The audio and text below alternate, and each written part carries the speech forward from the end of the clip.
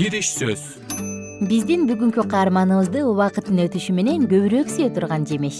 Кептин баары анын кычкыл даамында эмес, а пайдалуу жактарынын молдугунда.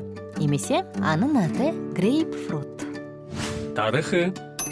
1750-жылы грейпфрут жөнүндө дүйнөгө биринчилерден болуп ооз ачкан ботаник, диний кызматкер Гриффитс Хьюджес болгон. Ал аны тыюу салынган жемиш деп атаган. Кийинчерээк жемиш кичинекей шедук аталган. Шедук аттуу англиялык капитан бул жемишти 17-кылымда Барбадос аралына алып келет. Ал эми 1814-жылы Ямайкадагы соодагерлер жемишти грейпфрут деп аташкан.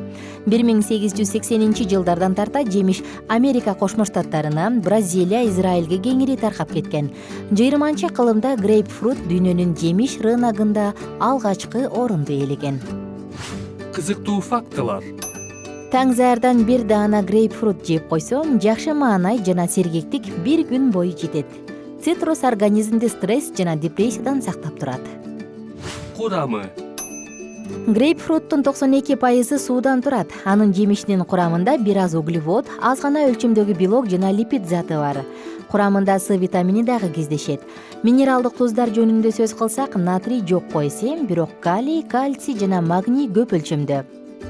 Грейпфруттун курамындагы пектин, флавоноид, каротиноид жана лимоноид фитохимиялык компоненттер анын дарычылык касиети үчүн жооп беришет. Пектин болсо артерияларды сактап, холестеринге каршы турат. Ал эми флавоноиддер кан айланууну жакшыртат. Пайдалуу жактары. Грейпфрут артеросклерозду алдын алат. Курамында натрийдин, майдын жокко эселигинен жана калийдин көп болгондугуна байланыштуу жүрөк ооруларга мыкты даба.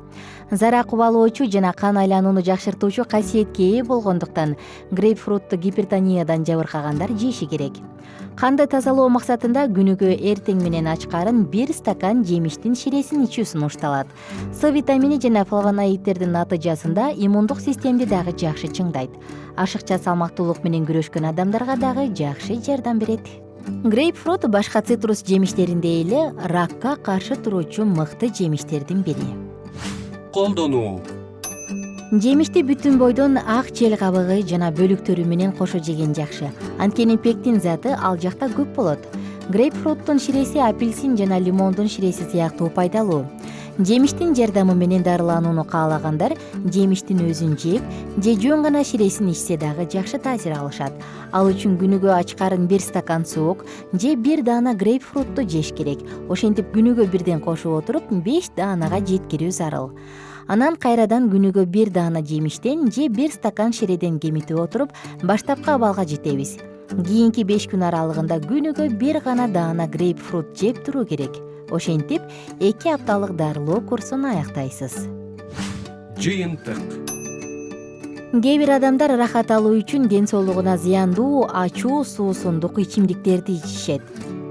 Келгиле, мындай адаттарды алмаштырабыз. Андан көрө дүйнөдө өзгөчөлүктү каалагандар үчүн дагы канчалаган өзгөчө даамдуу жемиштер бар.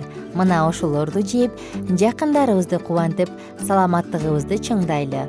Грейпфрут жеңиз жана оорубаңыз. Кененирээк маалыматтар үчүн биздин Facebook, Instagram жана Twitter соц барактарыбызга жазылыңыздар жана salamat.club клубуна кириңиздер.